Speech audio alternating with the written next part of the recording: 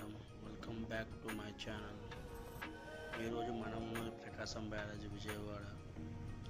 ఈరోజు మన ట్రావెల్ బ్లాగ్లో మనం వెళ్తున్నది విజయకైలాద్రి. ఈ విజయకైలాద్రి కొండపై మొత్తం 9 ఆలయాలను నిర్మించారు. ఈ విజయకైలాద్రి మనకు శ్రీ శ్రీ శ్రీ జీఆర్ స్వామి వారి ఆధ్వర్యంలో డిసెంబర్ 21, 2015 శంకుస్థాపన జరిగింది. ఈ ఆలయాలను 2 సంవత్సరాల పాటు నిర్మించి 17 ఫిబ్రవరి 2015 ప్రారంభించారు.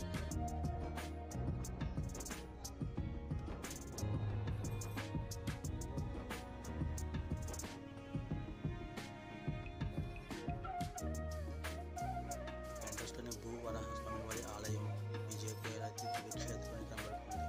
ఇక్కడ నుండి మనం బస్సు మీద పైకి వెళ్ళాలి. ఇక్కడ నుండి బస్సుకి మనకు తిరిగి వెళ్ళడానికి మనిషికి 20 రూపాయలు ఛార్జ్ చేస్తారు.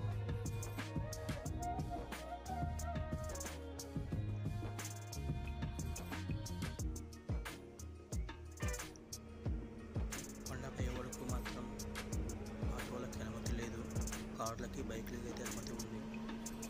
ఈ కొండపైన మొత్తం 9 ఆలయాలను నిర్మించారు.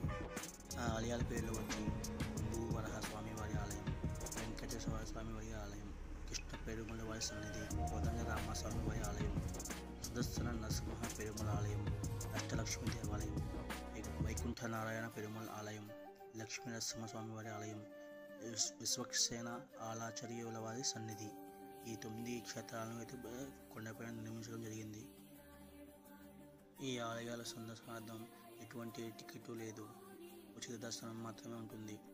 ఉదయం 7 నుండి మధ్యాహ్నం 12 వరకు, సాయంత్రం 5 నుండి రాత్రి 8 గంటల వరకు ఆలయం తెరిచి ఉంటుంది.